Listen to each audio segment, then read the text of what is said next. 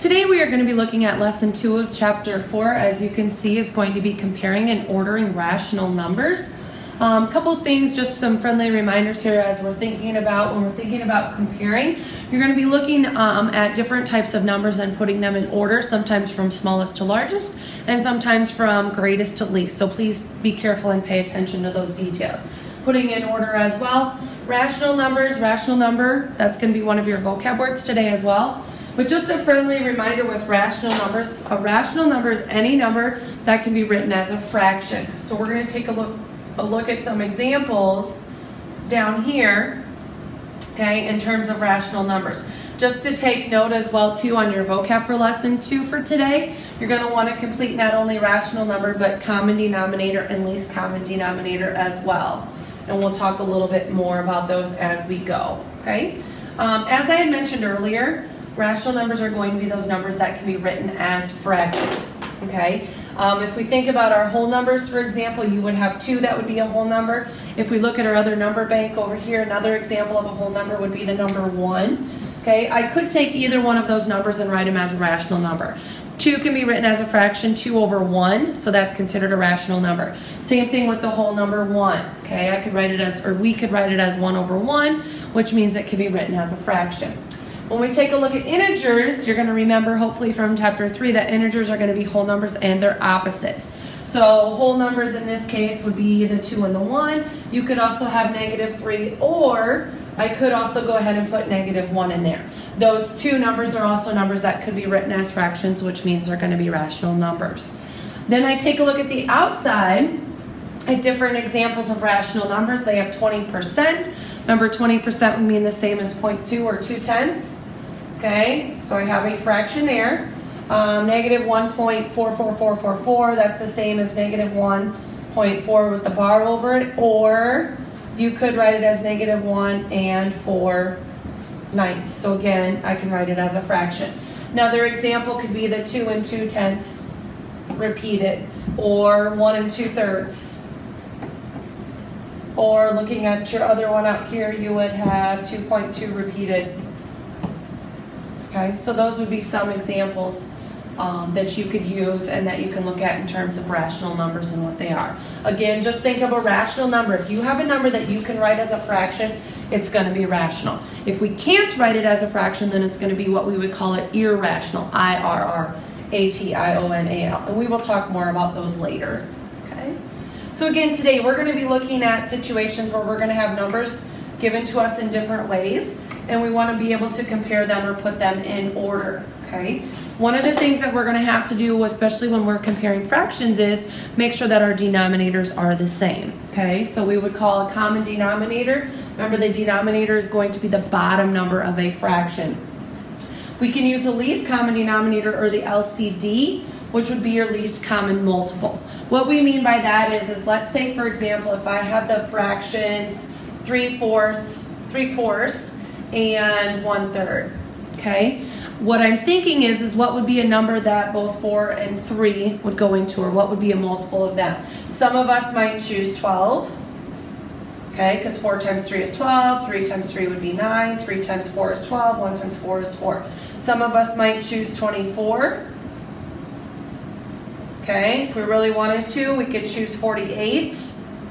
Okay, those would all be considered common denominators for that, but the least common denominator is going to be the smallest one, meaning your 12 would be it. Okay, it's always a benefit, or you want to try to find that least common denominator. This way you're always working with numbers that are smaller. If you do not find the least common denominator right away and you end up working with a 24 or 48, that's fine. The chances are, though, you're probably going to end up reducing more, which is fine. You're still going to come up with the same answer as long as your math is right. Okay, so let's go ahead and take a look at the first example they have given us. Okay, one of the things they are asking us to do is to fill in the circle with less than, greater than, or equal to make this a true sentence. So if we think about this, we have -1 and 5/6, and we're comparing it to -1 and 1/6. Please make sure that you are very careful with your negatives. Okay, what happens is a lot of times people see the 5 and they think, oh, 5 is bigger than 1. Well, realistically speaking, if we think about it in terms of a number line, 0 would be over here, okay, and then we would continue to go down. Remember, the farther left you move on a number line, the lower your number is going to be. So you can see here your book has plotted -1 5/6 right there, -1 1/6 is there, -1 5/6 is farther to the left, which means it's going to actually be smaller. So down here you can see they've plugged in the less than sign, okay? Again, because you're dealing with negative numbers there. So we know that's going to be less than that. We can compare those because they both have a common denominator, which makes it easy, okay? If we take a look at letter A, got problem letter A that they have given us, they want us to use a number line to compare this. Now if we take a look, we've got -5 and 5/9 and -5 and 1/9. Look at your denominators, they are the same, which is a good thing, it makes it easy. So one of the things that we want to do is we want to break this down into ninths. Because we're breaking it down into ninths, that means I want to put 8 tick marks in here.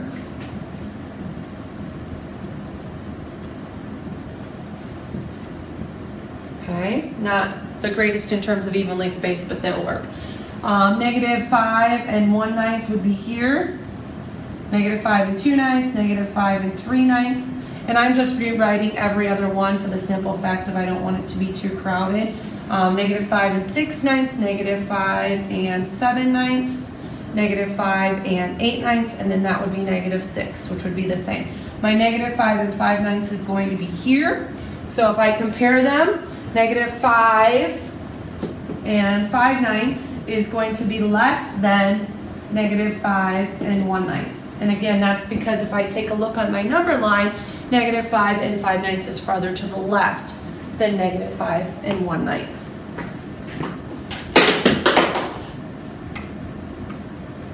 Example 2. This one's a little bit different because if we take a look at our denominators, they have given us 12 and 18. Well, we can't compare those right now because the denominators are different. So we have to go back to the concept of finding a least common denominator. So if I think about 12 and 18 and what would be a common multiple for both of those, first thing that comes to mind for me is 36. I know that 12 times 3 is 36 and 18 times 2 would be 36. So you can see here they've taken the original fraction of 7/12. So I'm thinking 12 times 3 is 36. Whatever I multiply my denominator by, I have to multiply that numerator by. So 7 times 3 would be 21. Then I'm taking a look at 8/18. 18 times 2 is 36. So 8 times 2 is 16. When I look at 21 and I look at 16 and I'm comparing them, I know that 21 is greater than 16. So I'm comparing the top two numbers. Therefore, 7/12 is going to be greater than 8/18, as you can see there. So when your denominators are different, you're going to rewrite them as equivalent fractions with common denominators in order to compare them or put them in order. A couple examples down here for you, your got it problems.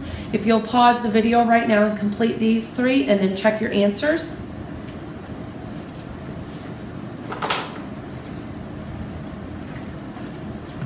As we take a look here, my denominators right now are 6 and 9. So when I think about a common number that both of them will go into, the first thing that comes to mind is 18. 9 times 2 is 18, so 7 times 2 is 14. 6 times 3 is 18, so 5 times 3 is 15. I'm comparing 15 to 14, and 15 is greater than 14, so therefore 5/6 is greater than 7/9. Taking a look at 1/5 and 7/50ths, I know that I can use 50 as a least common multiple or a common denominator. 5 times 10 is 50, so 1 times 10 would be 10.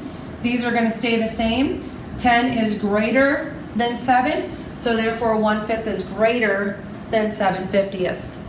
Taking a look at the last one here, please be careful because there are negatives here. Okay, common denominator for 16 and 10. I could use 160, that would be one that would come to mind. You may have others that might come to mind, but 160 could be an easy one, or 80 would work as well. But let's just use 160 just for one to use. So 16 times what is going to give you 160? That'd be 16 times 10. 9 times 10 would be 90. 10 times 16, so 7 times 16. Do the math. 6 times 7 is 42. 7, 8, 9, 10, 11. So I have 112. Again, these are both negatives. So is negative 90 going to be greater than or less than negative 112? If we think about it on a number line, which one's going to be farther to the left? The negative 112 would be. So So that means the negative 90 is going to be greater than your negative 112 over 160. So again, you're comparing those fractions and finding the least common denominator as you're working through those. As we go ahead and take a look at page 273, okay, one of the things that they are doing here is they actually are giving you a situation where they're giving you a percent. Mr. Huang's class, 20% of students own roller shoes, and Mrs. Trevino's class, 5 out of 29. So what they're asking you to do is to compare them. So you've got 20% and 5/29. Probably would be easiest to change them to decimals. 20% is the same as 2/10, so you can see right there. 5/29, you're thinking 5 divided by 29, which they've done the work for you and divided it out. So when you take a look, is 0.2 going to be greater than or less than 0.17? Well, 0.2 is greater than 1. So I know that 0.2 or 2/10 is going to be greater than that, which means 20% is greater than 5/29. One of the things you have to remember to do is make sure that you write it as its original form. Don't put 0.2 is greater than and then your decimal here. Write it as it was originally. So originally it was 20%. Originally that one was 5/29. So you can see they've written it in their original forms. Okay. Looking at got it problem letter E, you're comparing 37.5% to 12 out of 29. So go ahead and pause the video right now for a moment and work that out to see what you would get.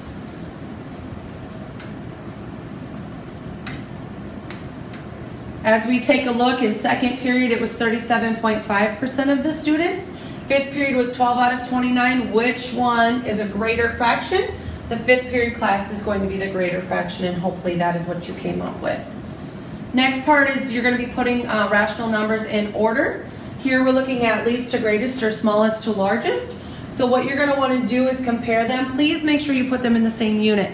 So one of the things you're probably going to want to do is change them all to decimals. We know that pi is going to be the same as 3.1415926. The others are already in decimal form. You can go through and take a look at them and compare them. So when we go and put them in order from least to greatest or smallest to largest, the smallest one is going to be your 3.14 because there's nothing behind it. Then it would be pi because the next digit would be a 1. Then it's 3.44 and then 3.4 repeated, or 3.4 with the bar notation over it. Go ahead and take a minute to do letter F and see if you come up with the same answer. Again, you should be thinking in decimals. So 23% would be 0.23. 21 hundredths, 1/4 is going to be the same as 0.25, and then 1/5 should be the same as 0.2. If we take a look in order from least to greatest or smallest to largest, our smallest number would be this one, which is 1/5. Next one would be the 21 hundredths. So you can see they're going to write it as 21 hundredths. Next one would be your 23%. And then last but not least would be your 1/4. So as you take a look at the answers, please note that they've written those in original form. One more example for you to take a look at would be the top of page 274, exercise 5, or example 5. Please go ahead and take a minute to read through that one. When you are finished reading through example 5, then you can go ahead and start working on your extra practice page, which is going to be found on page 277, and you can find the directions for that on the website.